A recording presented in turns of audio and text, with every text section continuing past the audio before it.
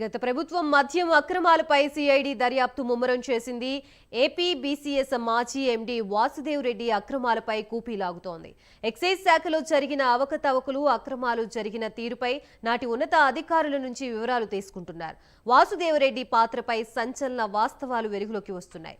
AP బీసీఎల్ ఎండీతో పాటు distillery commissioner గాను వాసుదేవ్ రెడ్డికి జగన్ ప్రభుత్వం బాధ్యతలు కట్టబెట్టింది. ఎక్సైజ్ శాఖ ప్రత్యేక ప్రధాన కార్యదర్శి కమిషనర్లకు ఫైళ్లు పంపకుండా నిర్ణయాలు తీసుకునేలా వాసుదేవ్ రెడ్డికే అధికారాలు ఇచ్చారు. ట్రాన్స్ఫర్లు చేయిస్తానంటూ ఉన్నత అధికారుల్ని బెదిరించారని వాసుదేవ్ రెడ్డిపై ఆరోపణలున్నాయి. మద్యం కొనుగోళ్లలోనూ వాసుదేవ్ రెడ్డి భారీగా అవకతవకలకి తెరలేపాడు. ఒకే బ్రాండ్ మద్యాన్ని తెలంగాణ కంటే అధిక ధరకు కొనుగోలు చేసినట్లు విచారణలో వెల్లడైంది.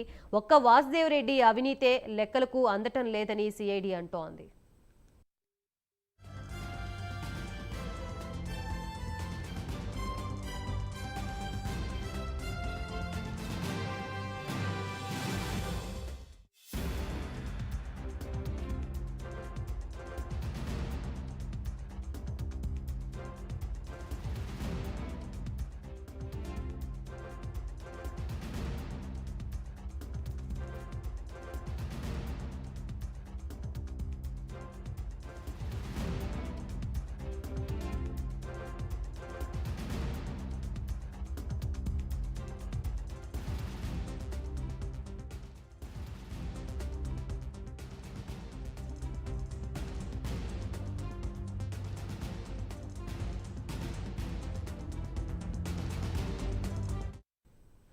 గత ప్రభుత్వం మద్యం అక్రమాలపై సిఐడి దర్యాప్తు ముమ్మరం చేసినట్లుగా తెలుస్తోంది. ప్రస్తుతం ఇదే అంశానికి సంబంధించి మనకి పూర్తి సమాచారం అందించడానికి మా ప్రతినిధి మధు సిద్ధంగా ఉన్నారు. మధు,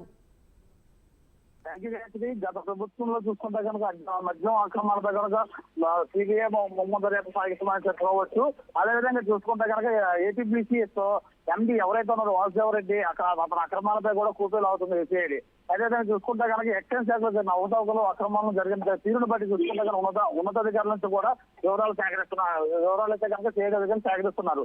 అదే ఏదైనప్పటికీ చూసుకుంటే కనుక వాసుదేవ్ రెడ్డి పాత్ర వస్తున్న సంచలన వాస్తవాలు అయితే చూసుకుంటే కనుక డిస్టిలరీ కమిషనర్ గా ఉన్నారు. వాసుదేవ్ రెడ్డి బాధితులు జగన్ ప్రభుత్వానికి అనుకూలంగా పనిచేస్తారని చెప్పి, అదేవిధంగా చెప్పుకుంటే కనుక ఏదైతే ఎక్సైజ్ శాఖకి ప్రధాన కార్యదర్శి ఎవరైతే ఉన్నారో కమిషనర్లకు సంబంధించిన ఫైళ్లు కూడా, నిర్ణయాలు కూడాను వాసుదేవ్ రెడ్డి తీసుకున్నారని చూసి కూడా ఆరోపణలు వెలువడుతున్నాయి. అయితే కానీ ట్రాన్స్ఫర్ విషయంలో కూడా ఉన్నతాధికారులను బెదిరించారని చూసి వాసుదేవ్ రెడ్డిపై కూడా ఆరోపణలు వస్తున్నాయి. అయితే మద్యం కొనుగోలు భారీ అవతకులు అయితే కనుక వాసుదేవ్ రెడ్డి హస్తం ఉందని చెప్పి కూడా సిఐడి వాళ్ళ అనుమానాలు తావుతుందని చెప్పుకోవచ్చు. అయితే కనుక ఒకే బ్రాండ్ మద్యానికి సంబంధించి తెలంగాణ కంటే అధిక ధరలకు కొనుగోలు చేసినట్టు కూడా సిఐడి దర్యాప్తులు తేలింది.